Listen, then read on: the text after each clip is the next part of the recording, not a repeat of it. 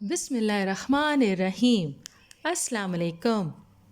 وہاب بن منبع رحمۃ اللہ علیہ سے روایت ہے کہ حضرت داؤد علیہ السلام کا قد چھوٹا تھا، آنکھیں نیلی تھیں، بال کم تھے اور دل پاکیزہ تھا۔ جب حضرت داؤد علیہ السلام نے جالوت کو قتل کیا تو آپ کو بنی اسرائیل میں عزت اور ہر دل عزیزی حاصل ہو گئی۔ آخرکار آپ کو بادشاہ بنا دیا گیا۔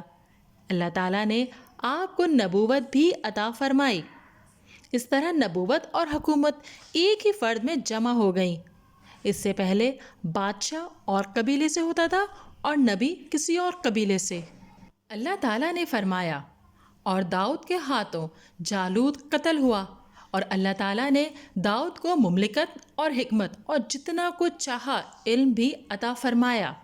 اگر اللہ تعالیٰ بعض لوگوں کو بعض سے دفع نہ کرتا تو زمین میں فساد پھیل جاتا، لیکن اللہ تعالیٰ دنیا والوں پر بڑا فضل و کرم کرنے والا ہے۔ ابن جریر رحمۃ اللہ علیہ فرماتے ہیں کہ جب جالوت نے طالوت کو دو بدو جنگ کی دعوت دی تو کہا، یا تو تم میری طرف آؤ یا میں تمہاری طرف آتا ہوں۔ جالوت نے فوج سے کہا، اس کا چیلنج کون قبول کرے گا؟ حضرت داؤد علیہ السلام سامنے آئے اور مقابلہ کر کے جالوت کو قتل کر دیا۔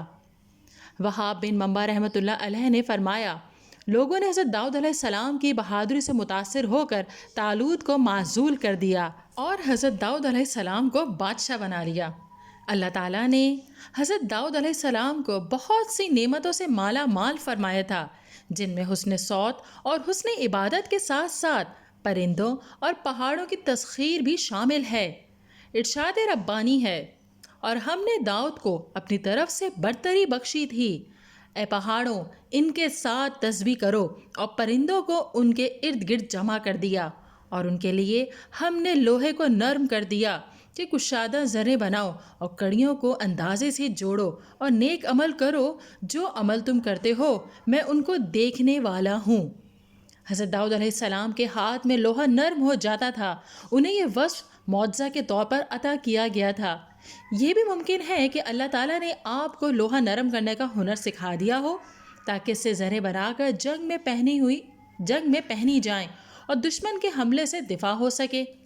قتادہ رحمۃ اللہ علیہ فرماتے ہیں، اللہ تعالیٰ نے آپ کے لیے لوہا نرم کر دیا تھا، یعنی آپ کو لوہے کی چیزیں بنانے کے لیے آگ یا ہتھوڑے کی ضرورت نہیں ہوتی تھی۔ ٹھنڈے لوہے کو ہاتھ سے موڑ کر جو چاہتے بنا لیتے تھے۔ سب سے پہلے آپ نے لوہے کے حلقے جوڑ کر ذرہ بنائی۔ اس سے پہلے بچاؤ کے لیے لوہے کے تختے استعمال ہوتے تھے۔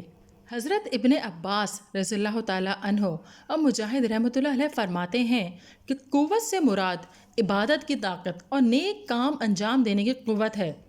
حضرت قتادہ رحمۃ اللہ علیہ بیان کرتے ہیں کہ انہیں عبادت کی طاقت اور دین کی سمجھ ملی تھی۔ رسول پاک صلی اللہ علیہ وسلم نے فرمایا، اللہ تعالیٰ کو حضرت داؤد علیہ السلام کی نماز تمام نمازوں سے زیادہ پیاری ہے، اور داؤد علیہ السلام کا روزہ سب روزوں سے پیارا ہے۔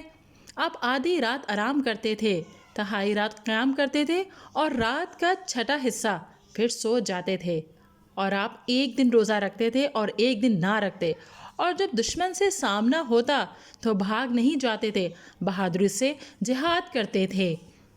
اللہ تعالیٰ نے فرمایا، ہم نے پہاڑوں کو ان کے تابع کر رکھا تھا کہ اس کے ساتھ شام کو اور صبح کو تسبیح خوانی کریں۔ اللہ تعالیٰ نے آپ کو بے مثال عمدہ آواز عطا فرمائی تھی۔ جب آپ ترنم کے ساتھ زبور کی تلاوت کرتے تو اڑتے ہوئے پرندے رک کر آپ کی نغمگی اور تسبیح خوانی کا ساتھ دیتے۔ اسی طرح صبح شام تسبیح خوانی کے وقت پہاڑوں کی گونج بھی آپ کا ساتھ دیتی تھی۔ حضرت داؤد علیہ السلام کو اتنی پیاری آواز دی گئی تھی کہ جنگلی جانور اور پرندے آپ کی تلاوت سن کر آپ کے ارد گرد جمع ہو جاتے۔ حضرت وہاب کہتے ہیں کہ جو بھی آپ کی آواز سنتا وہ جھومنے لگتا۔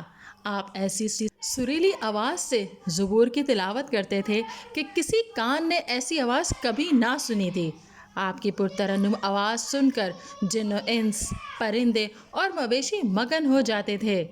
ام المومنین حضرت عائشہ رضی اللہ تعالیٰ عنہا سے روایت ہے کہ نبی اکرم صلی اللہ علیہ وسلم نے ابو موسیٰ کی تلاوت کی آواز سنی تو فرمایا، اسے داؤد علیہ السلام کی نغمگی میں سے حصہ ملا ہے۔ اس حسن صوت کے ساتھ ساتھ آپ کو یہ خاصیت بھی حاصل تھی کہ بہت تیزی سے تلاوت کر سکتے تھے۔ رسول پاک صلی اللہ علیہ وسلم نے فرمایا، داؤد علیہ السلام پر تلاوت آسان کر دی گئی تھی۔ آپ گھوڑے پر کاٹھی ڈالنے کا حکم دیتے اور گھوڑا تیار ہونے سے پہلے قرآن زبور پڑھ لیتے اور آپ صرف اپنے ہاتھ کی کمائی کھاتے تھے۔ دیگر نعمتوں کے علاوہ آپ کو اللہ تعالیٰ نے جھگڑوں کے فیصلے کرنے کی خصوصی صلاحیت سے بھی نوازا تھا۔ اللہ تعالیٰ نے فرمایا، ہم نے اس کی سلطنت کو مضبوط کر دیا تھا اور اسے حکمت دی تھی اور بات کا فیصلہ کرنا سکھایا تھا۔ آپ کی وفات کے بارے میں حضرت ابو ہریرہ رضی اللہ تعالیٰ عنہ سے مروی ہے، نبی پاک صلی اللہ علیہ وسلم نے فرمایا، حضرت داؤد علیہ السلام بہت غیرت والے تھے۔ آپ جب باہر تشریف لے جاتے تو دروازہ بند کر جاتے۔ آپ کی غیر موجودگی میں کوئی شخص آپ کے گھر میں داخل نہیں ہوتا تھا۔ ایک دن آپ باہر تشریف لے گئے اور حسب معمول دروازہ بند کر گئے۔ اچانک آپ کی زوجہ محترمہ نے دیکھا کہ ایک آدمی گھر کے درمیان کھڑا ہے۔ انہوں نے گھر کے دوسرے افراد سے کہا، یہ مرد کہاں سے داخل ہو گیا جبکہ گھر کے دروازے بند تھے؟ اللہ کی قسم، ہمیں تو حضرت داؤد علیہ السلام کے سامنے شرمندہ ہونا پڑے گا۔ اتنے میں حضرت داؤد علیہ السلام بھی تشریف لے آئے۔ دیکھا کہ آدمی گھر کے درمیان کھڑا ہے۔ آپ نے اس سے کہا، تو کون ہے؟ اس نے کہا، میں وہ ہوں جو بادشاہوں سے نہیں ڈرتا اور دربانوں سے نہیں رکتا۔ حضرت داؤد علیہ السلام نے فرمایا، تب تو آپ موت کے فرشتے ہیں، میں اللہ کے حکم کو خوش آمدید کہتا ہوں۔ پھر آپ کی روح قبض کر لی گئی اور آپ کو غسل دیا گیا اور کفن پہنایا گیا۔ جب لوگ غسل اور کفن سے فارغ ہوئے تو دھوپ نکل آئی۔ حضرت سلیمان علیہ السلام نے پرندوں سے کہا، داؤد پر سایہ کرو۔ پرندوں نے سایہ کیا حتیٰ کہ زمین پر اندھیرا چھا گیا۔ حضرت سلیمان علیہ السلام نے پرندوں سے فرمایا، ایک پر سمیٹ لو۔ نبی اکرم صلی اللہ علیہ وسلم نے پرندوں کی کیفیت سمجھانے کے لیے ایک بازو سمیٹ کر اشارہ فرمایا۔ ناظرین، اگر ویڈیو پسند آئی ہے تو اسے لائک کیجئے، شیئر کیجئے، کمنٹ دیجئے اور چینل کو ضرور سبسکرائب کیجئے۔